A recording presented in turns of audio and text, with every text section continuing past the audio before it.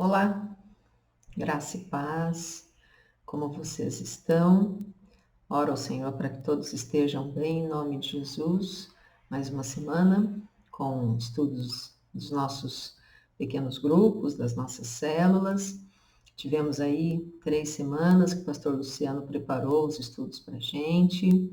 Eu tive esse tempo na casa da minha família, moram em Presidente Prudente. Passamos por um período muito difícil, a nossa família. É, Perdi o meu pai e na semana seguinte o meu irmão por, por conta do coronavírus. E foi um período bastante intenso, difícil, né, de muita dependência da graça de Deus, e graças a Deus nós temos esse Deus maravilhoso que nos sustenta em momentos assim, nos sustenta em todos os momentos, mas em momentos assim a gente tem esse Deus tão maravilhoso.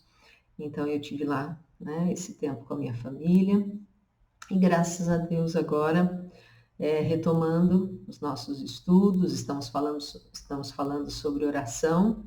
Confesso a vocês que me lembrei de muitos dos estudos que a gente teve aqui de oração nesse tempo tão difícil, né?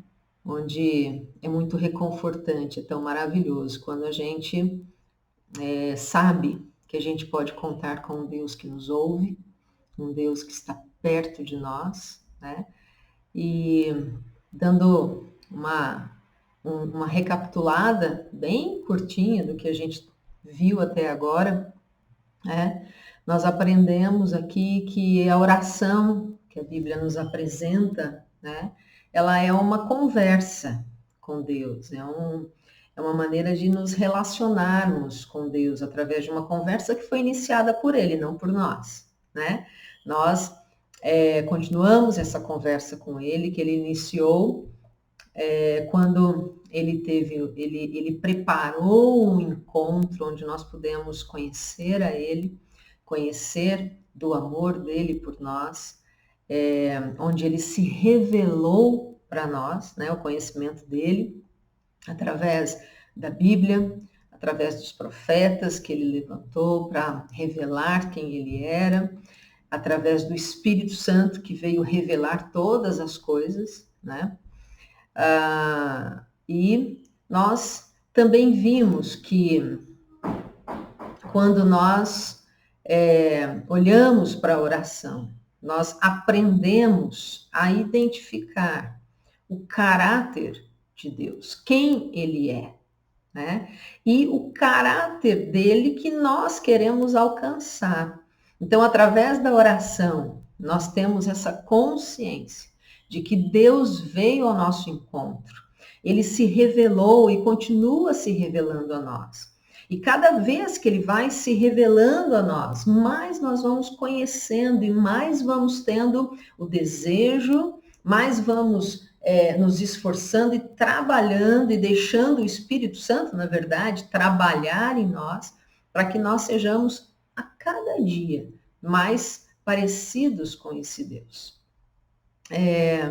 Nós também aprendemos aqui, por esses estudos e pelo que a Bíblia nos ensina, que nós temos um Deus que é triuno, né?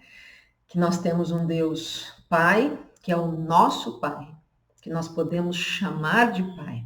Nosso Pai amoroso. Nós temos Jesus Cristo, o Filho, que é o mediador, que é em nome dele que nós fazemos todas as orações e as nossas petições, porque ele se tornou nosso advogado, se tornou o mediador, se tornou o caminho, se tornou a possibilidade, né? Que é através dele que todas as coisas acontecem e podem acontecer na nossa vida.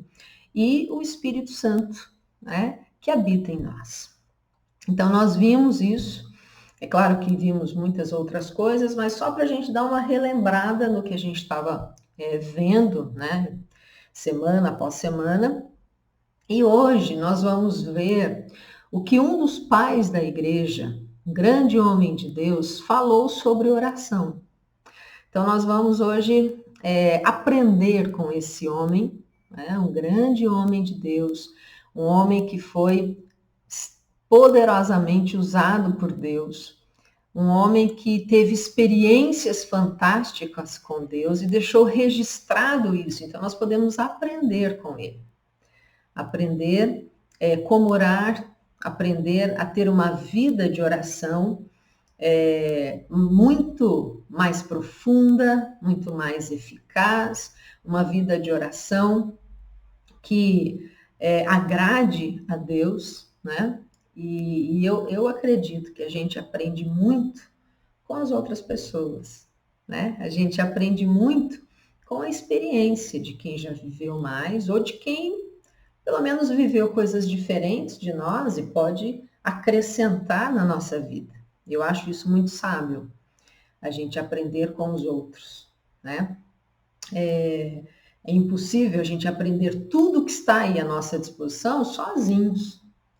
A gente aprende somando, né? Um pouquinho do que eu vivi, do que o outro viveu, do que o outro, e a gente vai somando, trocando experiências e aprendendo uns com os outros. Isso é maravilhoso, isso é fantástico. E então essa é a proposta para nós essa semana, aprender com alguém que teve uma vida de oração com Deus. Foi um grande homem de Deus, que foi Agostinho, um dos pais da igreja. Então vamos lá, vamos ver algumas coisas que ele falou sobre oração. Primeira coisa que ele fala, numa carta que ele escreveu, falando sobre oração, ele diz assim: as escamas devem ter caído dos seus olhos e você deve enxergar com clareza que, por mais excelentes que se tornem as circunstâncias terrenas, elas jamais poderão lhe trazer a paz duradoura, a felicidade e a consolação encontradas em Cristo. Olha só, ele começa dizendo assim, que por mais deslumbrantes que sejam a vida terrena, por mais deslumbrante que a gente olhe para as situações, olhe para a nossa vida, olhe para as possibilidades que a gente tem, né? Por mais que elas sejam excelentes, a gente precisa ter um entendimento. A nossa vida aqui, ela é passageira.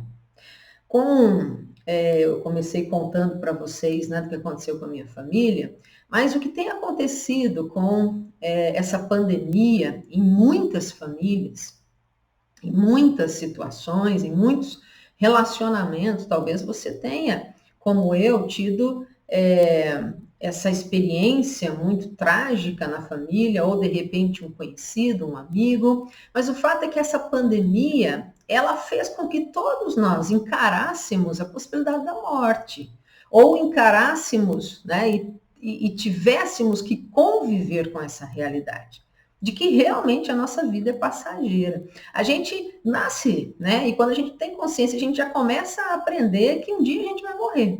Mas, normalmente, a gente passa a nossa vida, não fica pensando quando que eu vou morrer, quando vai ser, né? A gente vive, diz que a gente morre uma vez, mas a gente vive todos os dias, né? Então, a gente não passa a vida pensando na morte. Mas quando acontecem situações como essas que a gente tem vivido do ano passado para cá, a gente é meio que forçado a olhar para a brevidade da vida, né? E a Bíblia, ela chama a nossa atenção em muitos lugares, dizendo, essa vida ela é passageira. O nosso alvo é a eternidade. O propósito de Deus é a eternidade. É claro que ele nos abençoa aqui, nós temos inúmeras promessas na Bíblia dizendo isso, mas o foco principal de Deus nunca foi aqui. Nunca foi a prosperidade aqui, a bênção aqui, as promessas aqui. Ele faz isso porque a Bíblia diz que ele é um bom pai. E como um bom pai, ele ama dar coisas boas aos seus filhos. Mas o foco principal, o propósito principal de Deus, desde o começo, lá em Gênesis, quando a humanidade peca e entra o pecado e a morte no mundo, desde lá até o final da Bíblia, a gente vê que o propósito principal de Deus é a eternidade, né? Então, a primeira coisa que Agostinho chama a nossa atenção na nossa vida de oração é vasculhar o nosso coração. Onde é que ele está? Onde é que está a nossa atenção? Será que nas coisas daqui, que são passageiras, ou nas coisas eternas? Né? Se elas estão aqui, ele chama a nossa atenção dizendo, você não vai conseguir uma paz duradoura, porque as coisas daqui são passageiras. Você não vai conseguir uma vida pautada, né, em algo que é sólido, que é inquebrável, indestrutível, se as coisas daqui são frágeis e passageiras. Então, a primeira coisa que ele faz é chamar a nossa atenção para uma reflexão. Onde é que está o nosso coração? Em primeiro lugar, nas coisas daqui, né? Então, vamos continuar aqui, ver o que ele fala. A menos que tenha essa visão clara, suas orações elas podem ser equivocadas. Então, ele está dizendo assim, se a nossa visão é clara, meu foco é Deus, nas coisas que Ele tem para mim, e principalmente a vida eterna com Ele, ou se as minhas petições, as minhas orações, o meu foco são essas coisas passageiras. Se o meu foco são as coisas que eu preciso agora, nesse momento, como prioridade na minha vida, aí ele fala, cuidado, porque as orações elas podem começar a ser equivocadas. Nós precisamos entender que os afetos do nosso coração estão desordenados. Olha que interessante que ele fala. Estão fora de ordem. O que deveríamos amar em terceiro ou quarto lugar ocupa o primeiro lugar em nosso coração, muitas vezes. Deus, a quem nós deveríamos amar acima de tudo, é alguém que talvez nós conheçamos, mas cujo favor e presença não são, da nossa perspectiva, tão importantes para nós como, por exemplo, prosperidade, sucesso, status, amor e prazer. Olha só. Então, ele está dizendo que coisas que são importantes para nós, são importantes, são legítimas. A Bíblia, ela diz que são sim importantes, é importante a nossa felicidade, é importante a gente ter uma vida próspera, uma vida abençoada, é importante tudo isso, né? Mas isso não é a base da nossa vida, não pode ser. Não é o principal. Agora, se isso é o principal, alguma coisa está errada. Então, Agostinho chama a nossa atenção dizendo, a gente precisa ter a consciência de que o nosso coração, ele, por causa do pecado, se tornou um coração desordenado. Né? A nossa perspectiva ficou fora de ordem. Então, a gente precisa ir a Deus, buscar a Deus, deixar o Espírito Santo colocar em ordem essas coisas na nossa vida. Se a gente não tem essa consciência, a gente segue achando que estamos orando, achando que estamos pedindo de fato bem, e aí a gente lembra lá de Tiago, vocês não recebem porque pedem mal, pedem para os seus próprios prazeres. Por quê? Não entende que está fora de ordem, precisa do Espírito Santo para colocar as coisas em ordem, né? Na perspectiva correta. Mas vamos continuar. Se não reconhecermos pelo menos essa desordem do nosso coração e não percebermos o quanto ela distorce a nossa vida, nossas orações serão parte do problema, não uma parte da cura, da solução. Né? Por exemplo, e aí ele dá um exemplo aqui, se nós olharmos para a nossa prosperidade financeira como a fonte principal de segurança e confiança na vida, quando a nossa riqueza correr um grave risco, clamaremos a Deus pedindo ajuda, mas nossas orações não passarão de preocupação voltada na direção de Deus. Então, quer dizer, ele está dizendo aqui, se a gente não entende que a gente precisa do Espírito Santo para colocar as coisas em ordem, que humanamente, na natureza de pecado que nós ainda temos, nós estamos fora de ordem, fora de perspectiva, né? O nosso foco é completamente diferente do de Deus. E se a gente não percebe isso, a gente vai depositar a nossa confiança nas coisas terrenas. Então, quer dizer, eu vou me sentir segura se eu prosperar, se eu tiver dinheiro, se eu tiver dinheiro guardado, se eu tiver uma condição que me dê segurança. Agora, essas coisas são passageiras, não é? Tem hora que a gente tem e logo em seguida a gente pode perder. É assim a vida. E se a gente perder, né, ou a gente correr um grande risco de perder, a gente acaba a paz, porque a paz estava depositada numa coisa que é passageira. A gente começa a não dormir, a gente começa a ter uma vida terrível, ansioso. Por quê? Porque se depositou a confiança em coisas passageiras.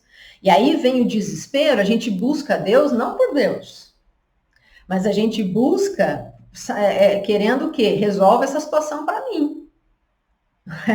Só que a gente depositou nossa confiança não em Deus. Então, nesse exemplo que ele dá, e a gente pode pensar em vários outros exemplos, a gente está buscando a Deus e orando a Deus pela perspectiva errada, pela ótica errada, né? Pela perspectiva errada, com o coração completamente fora de ordem. E aí, ele diz, né, que as nossas orações, elas vão ser orações bem interesseiras, o que Deus pode fazer para mim, né? E muitas vezes a gente até acha que Deus tem obrigação de fazer as coisas que a gente quer, né? O que a gente acha que precisa. E aí, as nossas orações acabam fazendo com que a gente se aborreça e fique mais ansioso, porque aí, de repente, Deus não age da maneira como a gente quer. E aí a gente começa a falar, mas cadê Deus? Né? E começa a ficar ansioso, as coisas estão acontecendo e eu não vejo solução, eu não vejo saída. Né? Quando a gente não percebe que o nosso foco está completamente errado. E aí, então, vem uma pergunta, né, que ele faz aqui. O que ele deveria orar, então? Né, como é que deveria ser o foco da minha oração? O propósito da minha oração? Né, já fomos chamados a essa reflexão. Não nos apoiarmos nas coisas terrenas, mas em Deus. Então, o que eu devo orar? E aí ele responde dizendo assim, ore por uma vida feliz. Olha que interessante, né? Ore para que você seja feliz. Agora, o que é essa vida feliz? E aí, ele traz aqui, né, um texto do Salmo 27:4. Porque ele diz assim, se a gente aprendeu que o nosso coração, o princípio do nosso coração não está pautado nas coisas aqui da terra, então eu vou pedir de fato, da maneira correta. E aí ele lembra Salmo 27:4, que diz assim, uma coisa desejo do Senhor, uma coisa buscarei, que eu possa morar na casa do Senhor para contemplar a beleza dele. Essa é uma oração fundamental para uma vida feliz. E é uma oração que brota, né, da mente que o Espírito purificou de ilusões, ele diz. Então, a gente saiu da ilusão daquilo que é passageiro, daquilo que é terreno, daquilo que a Bíblia também fala que a traça corrói e destrói, né? E o Espírito Santo, então, ele agindo na nossa vida, colocando em perspectiva correta a nossa mente, o nosso coração, a gente vai pedir de fato isso, né? Agora, ele diz que isso não quer dizer que as nossas petições, elas estarão sempre, né? A gente vai orar somente por isso, a gente não ora por mais nada, que seja conhecer, amar e agradar a Deus. Ele não está dizendo isso, né? E aí ele lembra a oração do Pai Nosso. A oração do Pai Nosso diz que nós temos várias necessidades e que são legítimas e que a gente precisa pedir em oração. Para que Deus nos dê o sustento, para que Deus nos dê o livramento, para que Deus cuide de nós e assim vai. né? Que Deus nos prospere, que Deus nos abençoe. Então, a gente tem aí a oração do Pai Nosso e muitas outras orações que a gente encontra na Bíblia, que dizem que a gente deve, não só pode, mas deve orar por outras coisas. Mas ele chama atenção. Quando nós oramos e quando entendemos o princípio de orar por aquilo que nós encontramos no Salmo 27, nós estamos dizendo o quê? Que estamos fazendo de Deus o nosso maior amor, né? E se conhecer a Deus e agradar a Deus for o nosso maior prazer, isso transformará tanto o nosso motivo pelo qual oramos, quanto como oramos por uma vida feliz. Então, aqui, Agostinho, ele chama a nossa atenção, dizendo, você vai orar de fato, você vai ter uma vida de oração profunda, eficaz, que vai trazer cura, que vai trazer transformação, que vai trazer transformação não apenas para você, mas ao seu redor, né? Quando você viver esse princípio, quando esse princípio ele realmente estiver como convicção no seu coração, de que aquilo que você mais ama, de que aquilo que está acima de todas as coisas é Deus, é amar a Deus, é agradar a Deus, é adorar a Deus. E todas as outras coisas, então, vão tomando o seu devido lugar. Lembra lá que a Bíblia diz, né? Amar a Deus acima de todas as coisas. E aí ele vai, então, nos dar, vai acrescentar tudo aquilo que a gente precisa. Por que isso? Porque está tudo no seu devido lugar. Quando as coisas estão invertidas, que é aquilo que Agostinho chama a nossa atenção lá no começo, quando elas estão fora de ordem, todas as outras coisas vão continuar em desordem e vai ser um caos. E a nossa vida vai ser uma vida infeliz, vai ser uma vida de ansiedade, de falta de paz, de falta de alegria, de falta de prazer e falta de tudo mais que a gente precisa para ter uma vida plena. Por quê? Porque lá em cima as coisas estão em desordem.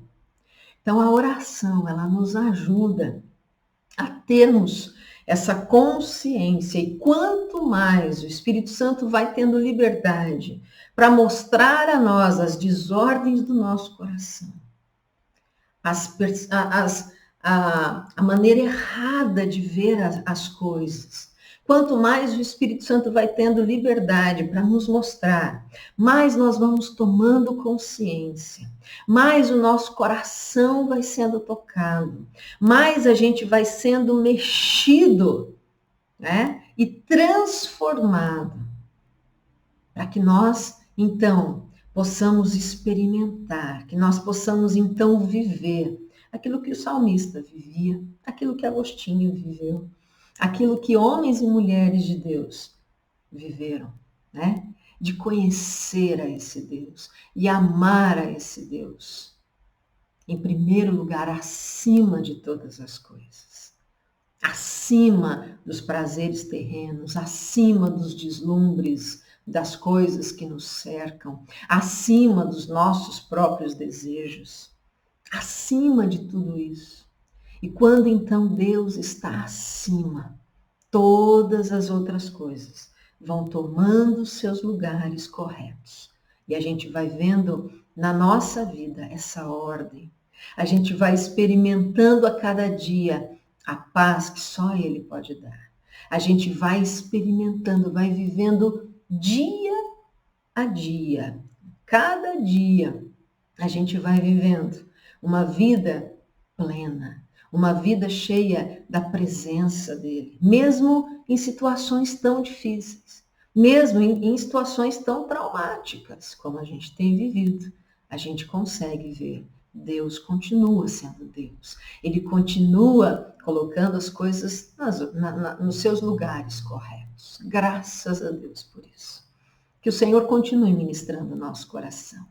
Que o Senhor continue falando conosco. Que o Senhor continue nos ensinando a ter essa vida plena, né? E essa vida tão intensa de oração. Mas uma oração que realmente é uma oração que agrada a Deus. Uma oração onde nós possamos identificar, eu estou orando e estou vendo as coisas na minha vida, estão todas no seu devido lugar. Ah, mas isso aqui ainda não, o Espírito Santo vem. Tenha liberdade. Mexe o que tem que mexer. Age onde tem que agir, mas coloca as coisas nos seus devidos lugares. Em nome de Jesus, que Deus nos abençoe. Deus abençoe aí sua vida, sua casa. Vamos orar para a gente terminar. Senhor, muito obrigada. Muito obrigada pela tua palavra que nos ministra, tua palavra que age a nosso favor, que nos confronta, que nos traz também sabedoria, discernimento. Muito obrigada. Continue ministrando o nosso coração, Pai.